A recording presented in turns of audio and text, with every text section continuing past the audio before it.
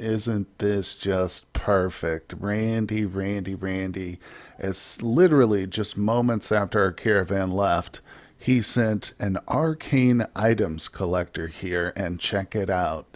This one's selling a combat tome.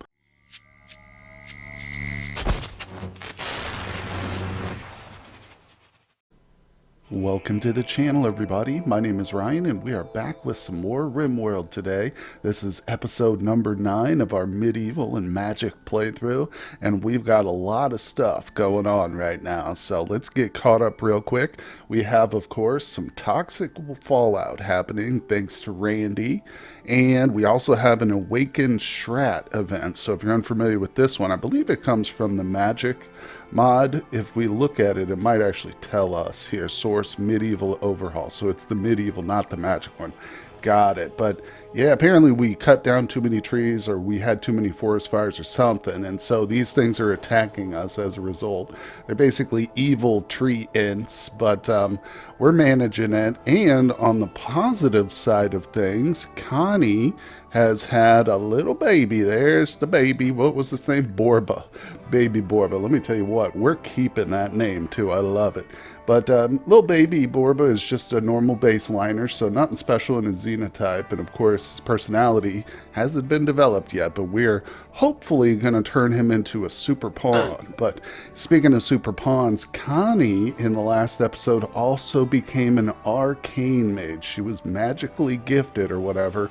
That's why we took her and imprisoned her in the first place and converted her and recruited her. Now she has promoted herself amongst the mystical arts of arcane magic. So we're looking forward to filling out this. She hasn't gotten a single point yet. Literally just happened right at the end of the last episode. So if you missed that, check out the playlist down in the description. But with that said, let's get going. Right now we are in the winter time, so food is of course something that's always on my mind. And we're also, another thing I should touch on, we're trying to complete a quest real quick. We've got, where is it here? Okay, here it is. Supplies for Galaga Swamp. It's a beautifully named area, but this is, they want 10, what is it, winter coats, yeah, of normal quality. So we're going to be fulfilling this, and then once we're ready, we're going to accept it and travel to this settlement. So we'll jump there as soon as the world loads up. There it is, and of course, we're the blue settlement. Do a handy dandy travel planner, and you can see it's going to take us 3.81 days to get there, and of course, the same amount of time to get back, unless we happen to stop off at some of the other settlements and do some trading there too. We can trade at this one initially as well. We'll see what they have, but we're looking for a tome or whatever teaches the physical side of the magic mod, because Kaz has that potential. He is physically adept. So we got a lot of stuff going on, like I said, and even bigger plans ahead of us. So let's get things unpaused and get going. Oh boy, here we go. So we've got 10 winter coats now. I think I produced a few extra, but that's okay. We'll let Indo keep working. So as you can see, I've been forbidding them as we create them. Put the little red X and nobody will come up and bother them. But I'm going to undo that now. And I think it's time to go ahead and set up the caravan. There's no reason to wait. We do have plenty of time left on the quest itself. 5.1 days to finish things off, and then once we do actually accept it, it gives us usually 20 days to make the trip, some absurdly long amount of time. So generally these quests are pretty easy, and like I said, if we complete it and get there in time, it's going to be extremely fruitful. But I guess I could wait a little longer, have him make some more clothing, but we're getting low on textiles. I'm down to just 239 cloth, and of course we need some of that for our beds and stuff too. So luckily the good news in terms of the bedding is we've got everybody a room now, so that's a happy situation. But yeah, so anyway, I think we'll go ahead, let's do it. No time like the present. Well, before we set off for our caravan and stuff, I wanted to make sure we clear the map of all these wild dark shrats here. So I brought out most of the fighters, including everybody but Cage, essentially, because he's still pretty slow with his missing lung, and he's not going to be much help in a ranged fight. But I want to see just how some of our new weapons do. Oh man, they're putting out some serious damage. We got another one up here too, somewhere floating around. These guys, there he is right there. Yeah, these guys don't show up on the wildlife tab, which is good. It makes it, you know, more realistic. You get to actually get out there and hunt. Oh, there's the magic missile from Connie. That's the first we've seen of her using her arcane abilities. Very cool. So yeah, we've got is whatever she can do on autocast, we've got it set. Nice. Okay, so that one's down. Everybody, you're released. Go back to the compound. And we're going to now, it's time to go ahead and set up a new caravan. And they are off. Our caravan is setting off. As you can see, it's a pretty small one. Just the two here. I've got Bera and Beetle, the two brothers. Bera is, of course, capable of a little bit of medical, so in case they get into trouble. He is also our sniper, so we're leaving the colony. Oh, he's a legendary one already. Wow. We're definitely leaving him a little short-handed with these two gone, but hopefully the, you know, colonists who are left can defend the place if we get attacked, but let's just wait and see. Oh, of course. Isn't this just perfect? Randy. As literally just moments after our caravan left, he sent an arcane items collector here, and check it out. This one's selling a combat tome, Death Knight. We didn't even need to. I mean, obviously the quest is going to be nice, but I mean, I literally almost sent everything that we have of value, including all our silver too. So we've got a couple of things. I mean, I would have to sell my Heart of Forests, even my Psychite Tea. I don't know if that would even be enough. And let's see here. Where is it? There's also some really cool like arcane tomes I wish I had access to, just a previous episode back, but no worries. I'm not going to regret my decision at this point. I do regret Randy being a jerk face, though. Let's see if we can try and afford this. I just don't see it. I'd have to literally sell most of my rocks and stuff. Yeah, the Heart of the Forest aren't enough. That's not enough because, like I said, I've got no silver right now. Nope. Could not, almost there. Look, we're only like 600 silver away, literally. Like I said, I could sell some rocks, but look at that. I'd have to sell like 3 of them. No, we're just going to wait. I'm going to cancel that, unfortunately. Not to really trade with them at all then. But, yeah, we're just going to rely on our caravan. Hopefully they can come across something for Mr. Kaz here, who, by the way, has taken a little bit of an injury. As you see, we went hunting. We cleared the map of some rocks. That the toxic fallout finally cleared, so hunting season is open again. Well, it has happened. Our caravan has been ambushed. 55 threat points. Well, that's not too much. Let's just see what we've got to deal with. Okay, it's a couple of raccoons. I think it's just 2.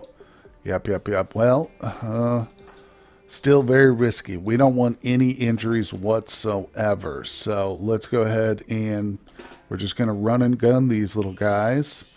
Bear's got good range with his great bow. Of course, all his abilities are on auto cast. Oh, nice. I think Bear killed one.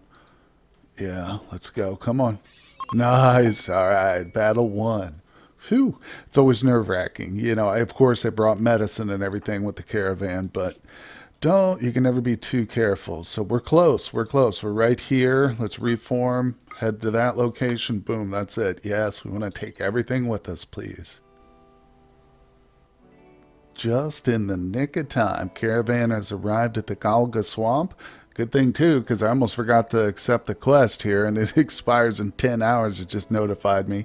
So I think we're going to go for the Great Bow, the Harp, a little bit of gold, the Psylink Neuroformer. This is all good stuff. I think it really, honestly, it makes everything, all of these other 2 rewards pale in comparison. So this is what we're going with. That Great Bow Masterwork, that's going to be perfect for Bera. But anyway, I also haven't decided who we're going to turn into a psychic yet, but it has to be a natural pawn. So let's get out to the world map though. First thing we do is fulfill the trade order. Boom, there we go. 10 winter coats, give them the coats. Nice. Now we'll get those rewards and stuff. added to the caravan, and we can actually trade them if we want. But let's go ahead, speaking of trading, hit the trade button. Let's see what this settlement has to offer. Okay, so I have gone through everything they have very carefully. Unfortunately, no scrolls for physically adept pawns yet, but we're going to try a few other places. Now, right off the bat, you can see that I'm going to be getting 1,500 silver from them, so I'm basically selling them everything that we brought. Sadly, the only thing they don't want are like the massive stack of roc's horns and direboar tusks that I brought, so I'm hoping one of these settlements will trade for this, maybe some tribals or something. But everything else we brought, they're going to take. The only two things I'm getting from them are a mage spell for magic cooler. So let's read this one because this is pretty exciting right here. Teaches an arcane user, that's Connie, how to create a temporary window into the plane of ice, creating a temporary cooling source. And you know what that means. It's not only going to slow opponents, I'm sure, probably has a slowing effect, I imagine, but we can also probably use it to freeze or cool down like a little walk-in area and have some nice refrigeration going during the hot summer months. So that'll be really great. I'm excited to give that a try and stuff. Pretty cheap too. It's only like 400 and some silver with the markup. But there we go. And I'm buying a husky too. I figure it's a good animal to have around the compound. It can nuzzle pawns and give them a little mood bonus. And I can have it haul and stuff. I would have bought a breeding pair, but they've just got 2 males, so not a big deal. We'll just grab the husky, and maybe it can be like Cage's companion. He can keep it with him during battles and stuff. But there we go. So we didn't find what we wanted. It was a good trade, but we've got more trading to do. So let's find. I'd like to actually find a tribal, maybe. Remember, this is us right here, the turquoise little tent, and I don't want to go too far out of my way. We won't be able to trade with the Empire until we get somebody of high enough rank, if we even do that. Now, these folks right here, I don't think they're tribal, but maybe they would be an interesting one. Unfortunately, this one's too hostile. We can't trade with them. And again, unless I'm going to go like really far out of the way. Well, let's try this one first because they are on the way. So we'll go over to trade with them. That'll take 1.7 days. I think we've got 4.8 days of food, but if worse comes to worse, we can always pick berries as we go. They can kind of feed themselves, and I'll trade for some food at this location too, so we can make it home. But that's our next stop. We've got a raid, folks. Check it out. So House Oswin is attacking us. Brother of Kibby. Oh, well, Kibby, I'm sorry. It's 774. That's not the biggest we've seen, but these guys are definitely, I think, more well-equipped than the tribals we've come up with for sure. So hopefully we can get a couple of prisoners out of this. Hopefully we don't get killed either, lose our base, because, of course, we're still 2 men shy, but I think maybe with, what's her name, Connie's new powers, we might have an edge here. But let's just see what we can do. Oh, I forgot about the shadow. That one I don't think I can turn on autocast. When I right-click, it doesn't switch that. So I just have to make sure to try and use this. But let's go ahead and assign some points. Maybe she needs actually some points put in at first. Let's do that. There we go. Points available. Screw it. We'll fill it out. There we go. No, still won't work. Clear, cancel. I'm not sure. Creates a shadow aura around the caster periodically. Yeah, so it looks like I think we need to do this manually, but that's okay.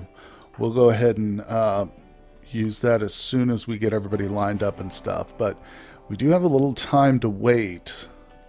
I'm just wondering, should we try and go on the offensive with these guys? Maybe use our newly acquired staff here?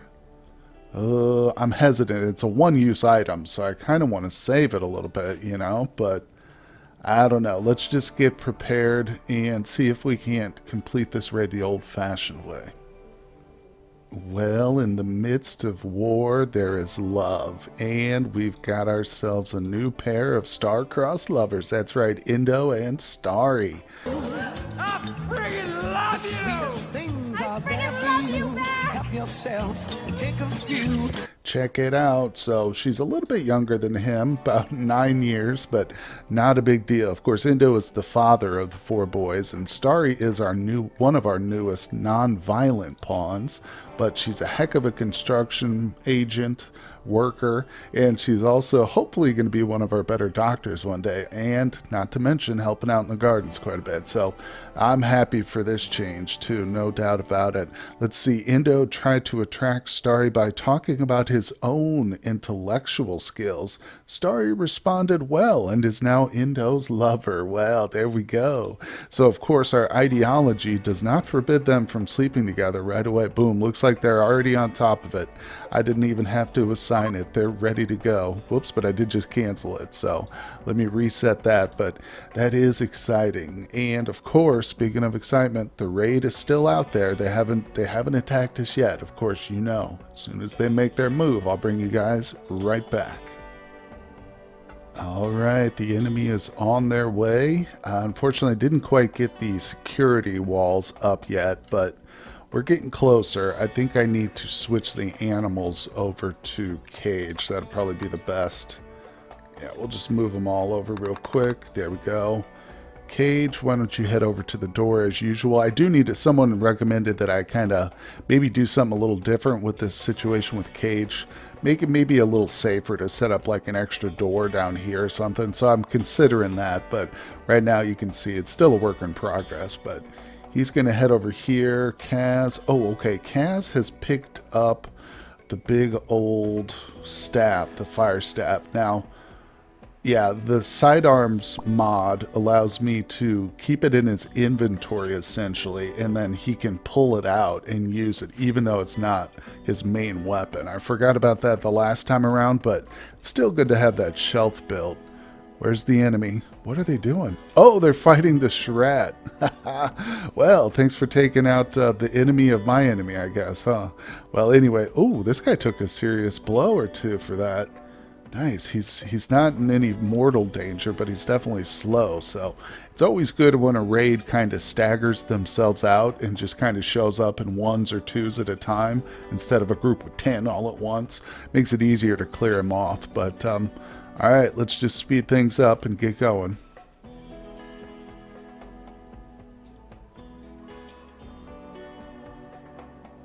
All right, we don't want to get too far ahead of ourselves here. Looks like the rocks are literally breaking at the door, ready to get out there and attack. So again, we'll use the same strategy here. We'll kind of send them out first. Cage, come on out, buddy. And boom, there you go. Get out there, distract our enemies. There you go, get back inside, Cage. It's not ideal, the way he's got to pop in and out of those doors, no doubt about it, but I might have released him too early, but hey, if he keeps our people safe, then I'm okay with that. Let's move him up a little closer. There we go. Come on, Kibby, you can move over here. I still don't know if this new wall setup's going to really be the best, but hey, right now it seems to do okay. I think the enemy's a little distracted, though. Hey, look at that. Our rocks didn't actually murder everybody. They left us with one prisoner. Dead in 11 hours. They've still got all their organs. That's good. Beautiful, too smart, tortured artist. 30-year-old female. Dang it. This is a good pawn, too. Shoot. I was kind of hoping for a crappy pawn so we could just use her as an organ bank, but I guess we'll have to recruit this one, too, huh? We'll see. We'll see. She hasn't survived the battle just yet, has she? Well...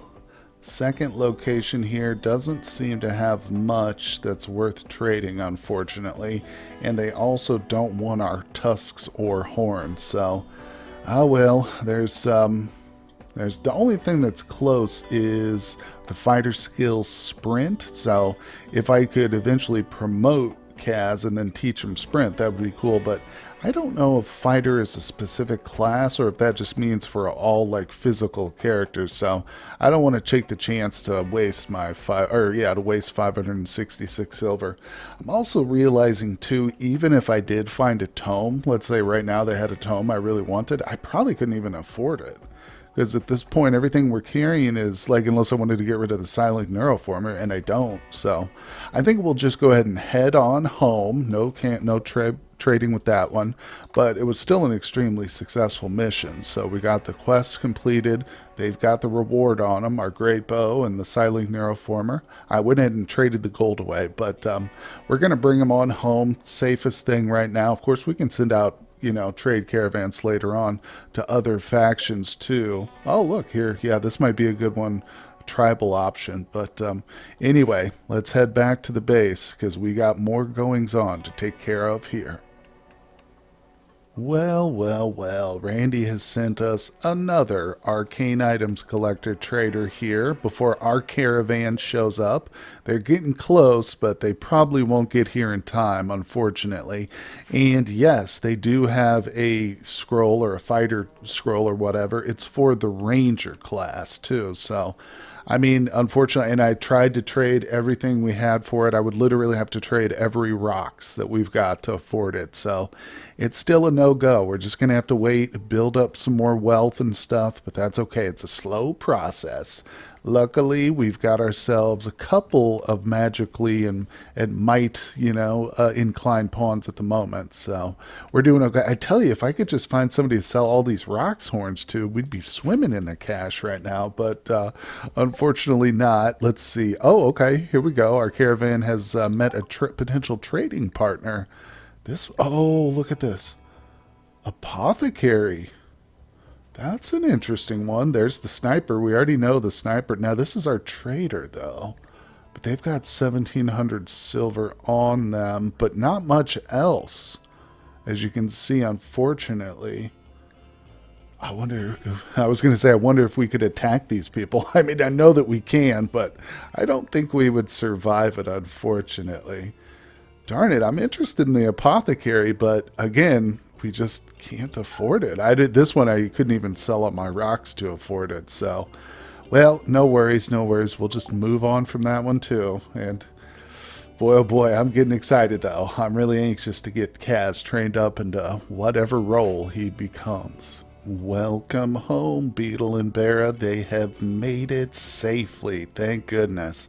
And along the way, they did get stopped again. And we actually picked up a couple of chickens. So I got our rooster and a hen here. So that's going to be good for food and stuff. Unfortunately, it is going to be hard to feed them. At least for the next week or so. Because we're almost at the end of winter. Thank goodness, too. We are really not getting low on food necessarily. But psychite, I'm pretty sure we're out of psychite tea. And you know what that means to the addicts we have here in the colony. They start to lose their movement. But we've also got a bunch of hats being produced now, thank goodness. I'm really trying to keep up with the production. Still working on the front line, just kind of ran out of stone, so we had to switch it up with our materials, using a little bit of sandstone just on like the blocking wall, but that really is not that big a deal. Don't have to worry too much about the hit points, but it's coming along nicely. I think it'll work out well, and it's certainly going to look a little bit better. Just kind of flows nicer with the style of things we're doing and with just the natural shape of the mountains here, as opposed to that really ugly 90-degree mess that I had going. But other than that, I'm also working on the ritual room up here. You can see we've got an altar and a lectern set up. I've got some pews situated in these little cubbies off to the side, so it's still work in progress. But I'm most excited now about the trade goods that these two are bringing back with them. But let's give them a little bit of time to settle in. Where'd they go? They're still right here at the edge of the map, yeah. So we'll give them a little bit of time to settle in. I got to grab somebody to pick up the chickens and stuff, but then we'll see what kind of goods we have to distribute. Okay, well, it's time to distribute some loot. So the first thing, and I almost forgot about this, was the harp, the masterwork harp. This was one of our quest rewards. For now, I'm just going to install it here in our ritual room until we get like a recreation and dining room up and running. which I've been thinking about, and I'll probably put that right here since that's a very centralized location in the colony, and it's going to be right next to a lot of the residential rooms. So we'll probably have our like greenhouse operation up here and stuff, but don't forget too, we've also got to figure out how to, or we've got to try and detect some of these valleys here. So yeah, this is the method. If you get a melee action, equip it, and you go over the hidden areas, boom, you can see that the icon there changes. Yeah, so this indicates there's an open area here, and you could kind of feel it out through what is essentially like echolocation, but without sound. Visual location, which is just eyesight. But anyway, you get the picture. So we got a very interesting area. Now, what I'm most curious about is, are there any big valleys back here? Yes, there are. Look at this. So this is most certainly connected to the edge of the map. So we really want to be careful about opening up this area. In fact, what I'm going to do at some point, not right away, but I'm going to have one of our miners, probably our mining specialist, I'll just literally have her start here and dig all the way over until we uncover everything. This way, when it does get opened and exposed, it'll be just right here at the edge of the map. No big deal. So if raids come in through the side here, they're going to be forced to funnel this way and not through our base, essentially. That's the big fear there. But anyway, I got distracted a little bit, so let's see. We've got the harp set aside. Now, down here, most importantly, I've got Indo, and we've got ourselves the Psylink Neuroformer. Oh, by the way, too, we had a bunch of Psych-IT was just in our stockpile, so that's good. I think he's the one. He does have a natural background, which is good. Now, I don't have any idea where the anima tree is, so we're going to see about that. That might be a little bit of an issue, but right now, at least, we can get him to use this, and he'll get at least 1 power. Let's see. Oh, okay, ship chunk.